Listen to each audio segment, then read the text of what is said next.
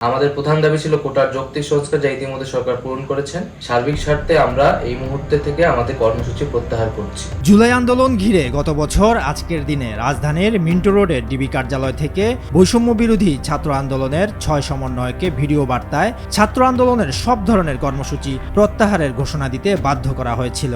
অন্যদিকে সমন্বয়কদের জিম্মি করে বিবৃতি দেওয়ানো হয়েছে দাবি করে 29 জুলাই সারা দেশে ছাত্র জনতার বিক্ষোভের ডাক দেন সমন্বয়ক আব্দুল কাদের। জুলাইয়ের অন্যতম গুরুত্বপূর্ণ এই দিনে আসলে কি ঘটেছিল?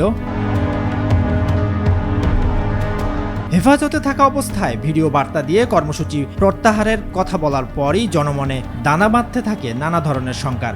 অনেকেই মনে করছিলেন আন্দোলন বন্ধ করতে জোর করে দেওয়া হয়েছে এমন বার্তা। 5 সমন্বয়কের পর 28 জুলাই ভোরে আরেক সমন্বয়ক নুসরাত তাবাসসুমকেও ডিবি কার্যালয়ে নেওয়া হয়। সরকারের পক্ষ থেকে জানানো হয় নিরাপত্তা দিতেই তাদের গোয়েন্দা হেফাজতে রাখা হয়েছে।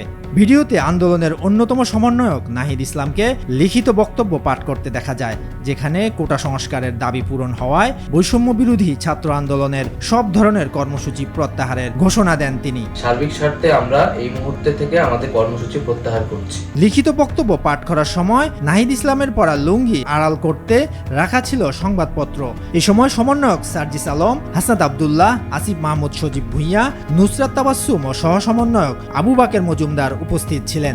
ভিডিও বার্তা আসার কিছুক্ষণ আগে ঢাকা মহানগর পুলিশের তৎকালীন অতিরিক্ত কমিশনার হারুনুর রশিদ সমন্বয়কদের সঙ্গে এক টেবিলে খাওয়ার ছবি ফেসবুকে পোস্ট দিয়ে জানান, শিক্ষার্থীদের নিরাপত্তা নিশ্চিতে নেয়া পরিকল্পনায় উদ্বেগমুক্ত হয়েছেন সমন্বয়করা।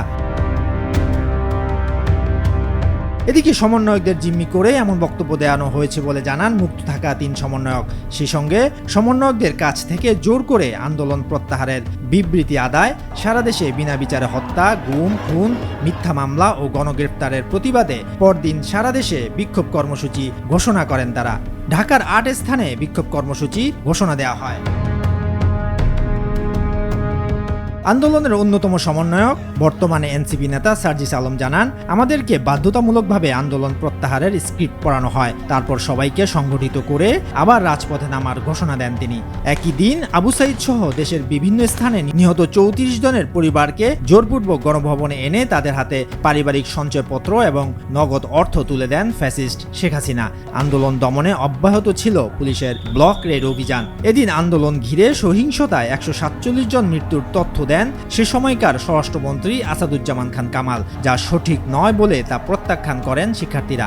এদিন টানা 10 দিন বন্ধ রাখার পর চালু করা হয় মোবাইল ইন্টারনেট পরিষেবা।